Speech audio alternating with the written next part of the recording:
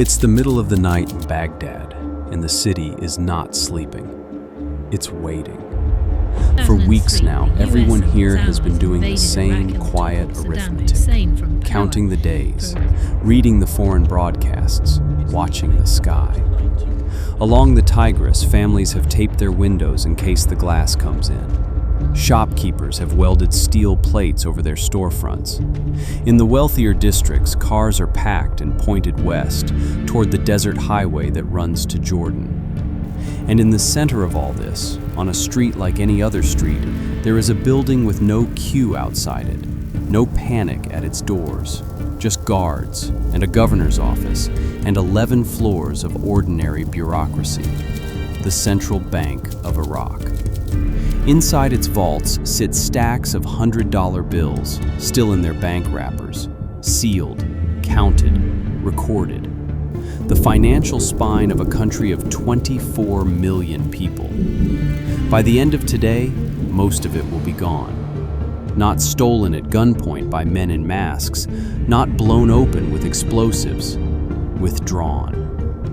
On the 18th of March, 2003, a convoy pulls up to the Central Bank of Iraq.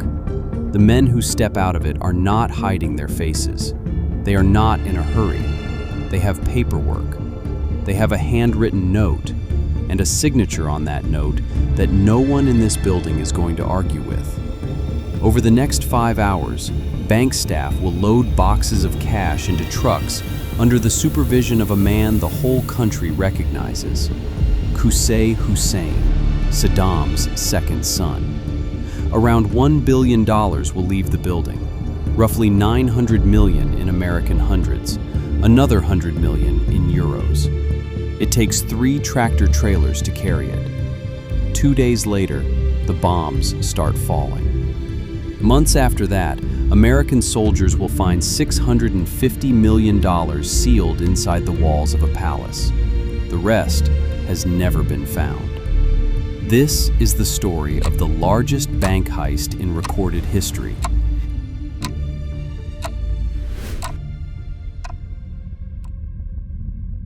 To understand how $1 billion walks out of a national bank in daylight, you have to understand what Baghdad looked like in the 48 hours before it happened. Because the collapse didn't begin with the invasion. The invasion arrived at a country that was already coming apart. By mid-March, the diplomats are gone. Embassies have burned their files and driven their staff to the border. The UN weapons inspectors have pulled out. Foreign journalists are either evacuating or checking into the 2 hotels where they think they'll be safest. Inside the ministries, senior officials stop showing up. Some are moving their families to the countryside. Some are quietly making arrangements with people they hope will be useful on the other side of whatever comes next. Military commanders start disappearing from their own headquarters. And ordinary Iraqis do what people always do when a state starts to wobble. They go for their money. Queues form outside banks across Baghdad. People withdraw whatever they can, whatever they're allowed, and convert it into things that survive a war. Gold, dollars, flour, fuel, generators. Anything that still means something when the electricity stops and the paperwork stops mattering. The Iraqi dinar has already been gutted by 12 years of sanctions. People have learned the lesson the hard way. Currency is a promise, and promises are only as good as the government behind them. So here is the situation on the morning of March 18th. A city holding its breath, a state quietly evacuating itself, and in the middle of it, a building full of hard currency that everyone knows is there. The Central Bank of Iraq is not a bank in the way you use the word. You cannot open an account here. There are no tellers, no customers, no queue. This is the institution that stands behind every other bank in the country. It prints the currency. It holds the state's foreign reserves. It sets the rules that every commercial bank in Iraq has to follow. The building itself sits in central Baghdad, on the eastern bank of the Tigris, a tall, hard-edged block of concrete and glass, unremarkable in the way that serious buildings often are. Armed guards outside, layered access inside, and below all of it, the vaults. Steel doors, multiple keys held by multiple officials so that no single person can open anything alone. Written authorizations, ledgers, counting rooms with sorting machines, sealed cash in bricked, shrink-wrapped bundles stacked on pallets and logged by serial ranges. Every one of those procedures exists for one reason: to make sure that no individual can ever remove money on their own say-so. The system is built to stop theft from below. It was never designed to stop an order from above. And that distinction, that one small structural assumption, is about to become the most expensive mistake in the history of banking. So why now? Because by March 2003, Saddam Hussein is a man reading his own ending. He has been here before, sort of. In 1991, the Americans came, destroyed his army in Kuwait, and then stopped. He survived. He crushed the uprisings that followed. He stayed. The 12 years after that hollowed the country out. Sanctions strangled Iraqi trade. Oil revenue was funneled through UN oversight. The middle class was ground down. Hospitals ran out of basics. And the one thing that kept flowing was the regime's own network of cash. Smuggling, kickbacks, favors, hard currency moving quietly to the people who needed to stay loyal. That's the crucial thing to understand about this regime. It didn't just hold money. It used money the way other governments use laws. Cash bought loyalty. Cash bought silence. Cash bought armed men who would keep standing in the right place. Now, in March 2003, the American buildup in Kuwait is not a rumor. It's on satellite. It's on television. The ultimatum has been delivered, and Saddam knows something his public statements will never admit. Baghdad may fall. If it falls, everything that made him powerful becomes worthless overnight. The ministries, the army, the ranks, the titles. All of it evaporates the moment the state does. Everything, except one thing. Cash doesn't need a government to keep working. So somewhere in that final week, a decision is made. And according to the account that later surfaced, it isn't made in a cabinet meeting or a war council. It's made with a pen, a handwritten note, an instruction to withdraw the money, and a signature. That's all it takes. Morning, March 18th. The vehicles arrive early. Nobody stops them at the gate. Nobody would. The men who get out are not strangers to the guards outside the central bank. They are the regime. And with them is Qusay Hussein, Saddam's younger son, commander of the Special Republican Guard, the man responsible for the security of the capital itself. By the accounts bank officials gave afterwards, Qusay is accompanied by another man whose identity has never been publicly established. The note is presented to the bank's leadership. Now put yourself in that office for a second. You are a senior official of a national bank. In front of you is a piece of paper instructing you to release $910 million. Behind the paper is a signature. Behind the signature is the man who has ruled this country for 24 years and killed people for far less than hesitation. Outside your window, military vehicles. In your corridor, the president's son. You could ask for verification. You could cite procedure. You could pick up a telephone and try to find someone senior enough to say no. There is no such person. So the note is checked, the signature is recognized, and the vaults are opened. No shots, no threats on record, no alarm.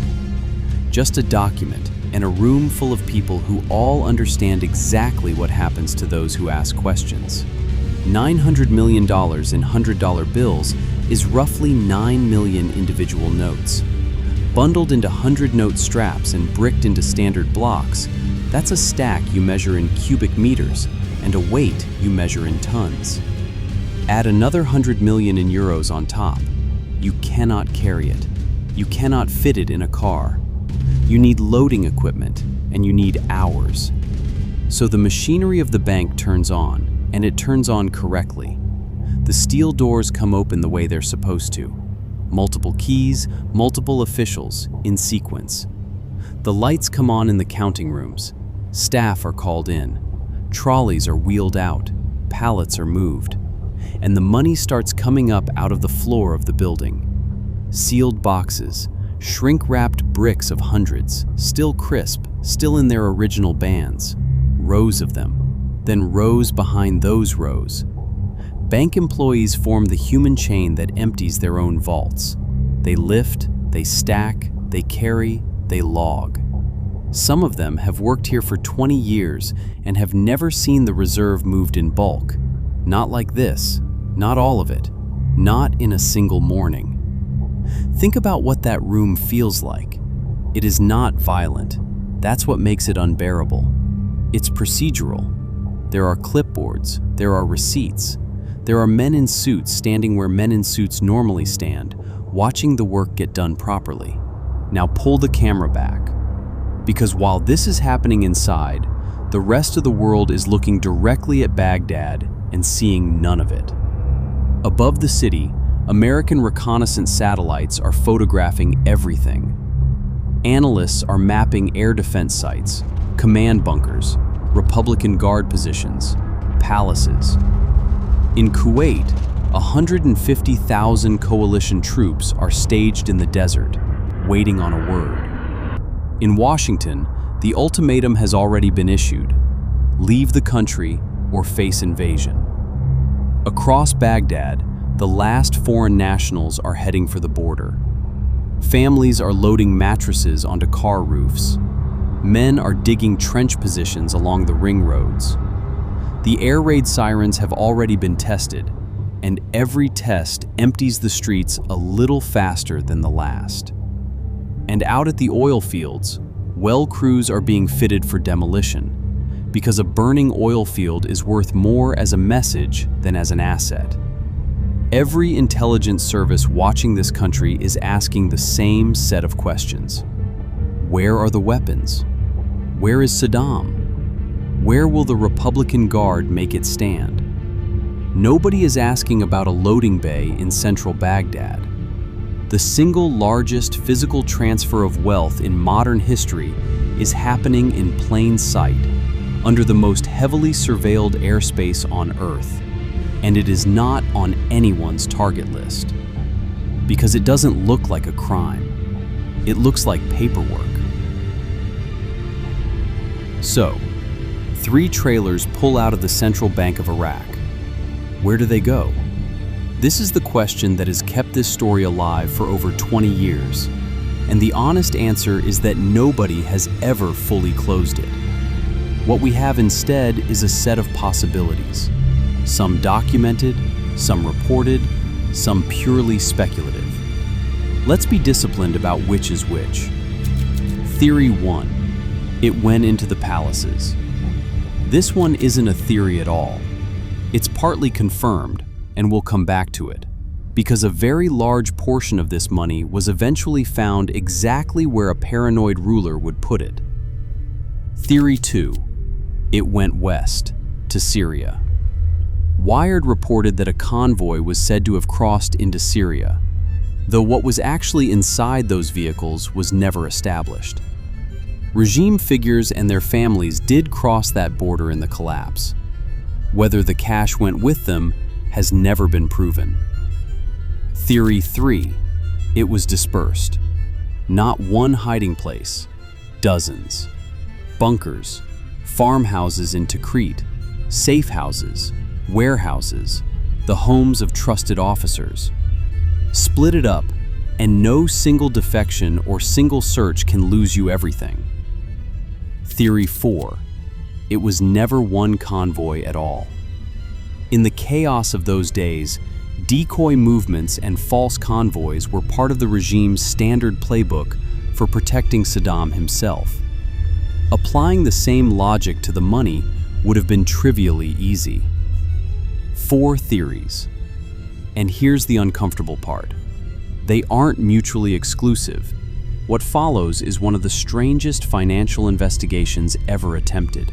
Because now you have American soldiers, Treasury officials, FBI agents, and intelligence officers trying to trace $1 billion across a country with no functioning government, no working phone network, no courts, and no police force. The normal tools of a money laundering investigation are useless here. There are no wire transfers to follow, no accounts to freeze, no bank to subpoena, because the bank is a burnt-out building. So investigators work with what's left. Bank records, wherever they survived the fire and the looting. Employees, tracked down and interviewed. People who watched the loading with their own eyes and now have to describe it to armed foreigners while their city is still on fire. Satellite imagery, re-examined for vehicle movements in that final week. Detained regime figures, questioned about who moved what and where. And one enormous advantage. American $100 bills have serial numbers, and the money that left the central bank was recorded.